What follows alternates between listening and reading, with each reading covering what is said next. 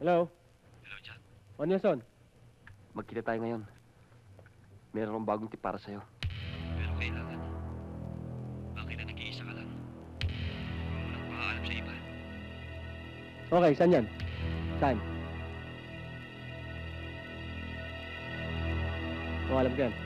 Hihintayin kita, ha? Ha, Jack? Darating ako. Bye-bye.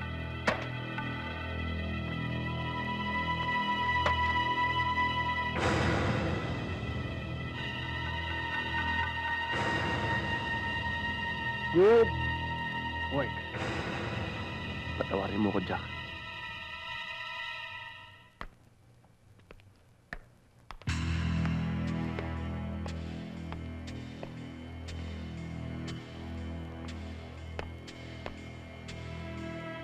Nelson?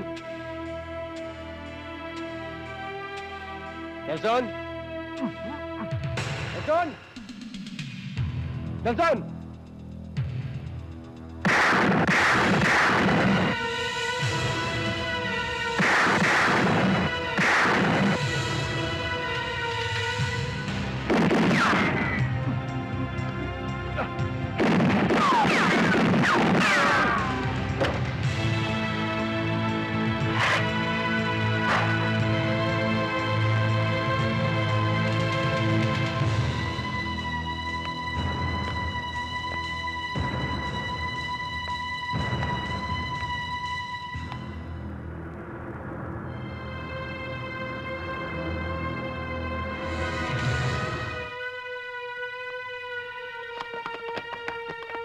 Jack, nagagalaw ha?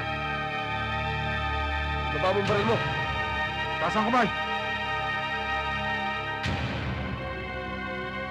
Brando, hindi ko talaga sila pinababayaan. Naghahanap pa nga ako ng relocation area para sa kanila. Wala lang talaga ako mahanap.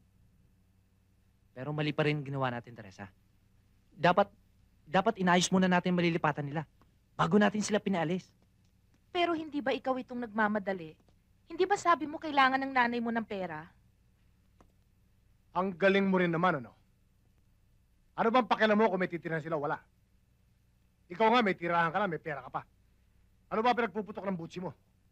Kahit ganito lang ho ako, marunong din ako magpahalaga sa mga kasama ko. Marunong ka pala magpahalaga. Bakit mo pinaalis? Kung mahal mo sila, ikaw na lang maghanap ng lilipatan nila. Bakit si Teresa pa ang binibigyan mo ng problema?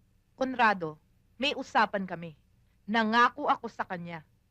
Bakit nangako ka? Atin ang lupang binawi natin sa kanila. Huwag kang makialam. Ikaw, balasubas. Lumayas ka. Ayoko makita ang pagmumukha mo rito. Hindi mo ako kailangan ipagtabuhin ng parang aso. Kapag hindi kayo tumupad sa usapan, sinisiguro ko, may masamang mangyayari.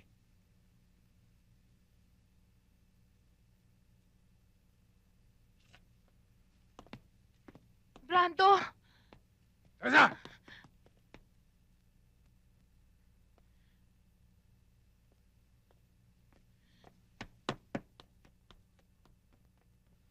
Mga kasama, alam kong mali ang ginawa ko. Pero buhay ng ina ko nakataya nun. Wala akong pera magagamit para maoperahan siya. Laban man sa kalooban ko, ginawan ko kayo na masama. Kung ipinagpalit ko man kayo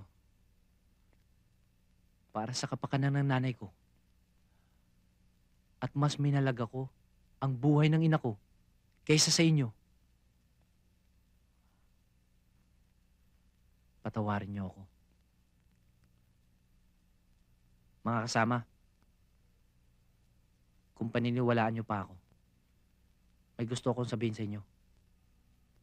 Iisa ako, marami kayo. Pinangangako ko na kapag hindi nila kayo binigyan ng maayos na malilipatan, ibabalik ko kayo sa dati nating lugar. Brando, ikaw na lang pag-asa namin. Di ba mga kasama? Oo! Tama yun! Brando! Brando? Pasensya ka na sa mga pagkukulang ko. Ako pa naman ang dapat nakauna-unahang umunawa sa'yo. Hindi man lamang kita binigyan ng pagkakataong makapagpaliwanag. Patawarin mo ako sa mga sinabi kong masakit sa'yo. Wala yun, Chairman. Naintindihan ko kayo. Siya nga pala. Ito yung natira sa ibinayad nila sa akin. Kailangan nyo to. Gamitin nyo para sa mga kalugar natin.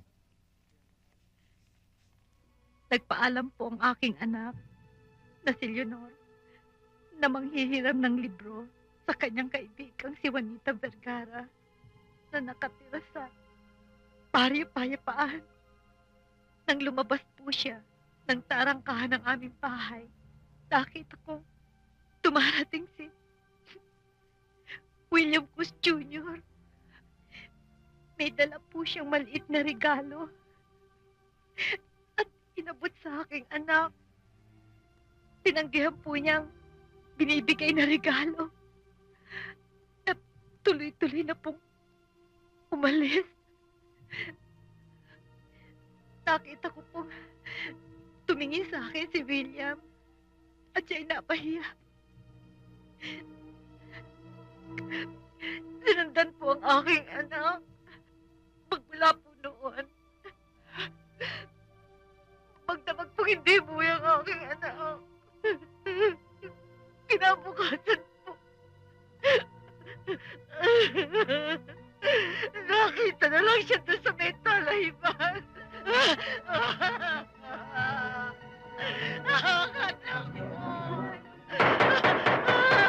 Silensyo! Aling Anita, nasa loob ba ng hukumang ito ang sinasabi ninyong si William Cruz Jr.? Opo.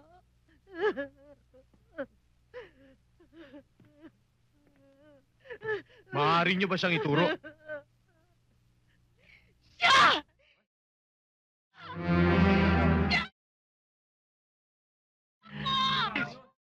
Siyang anak ko pumatay!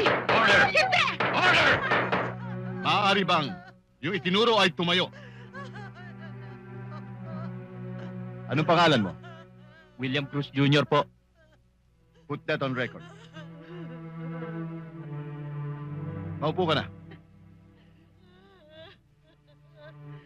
Your Honor, let the record show that the witness pointed to the accused, Mr. William Cruz Jr.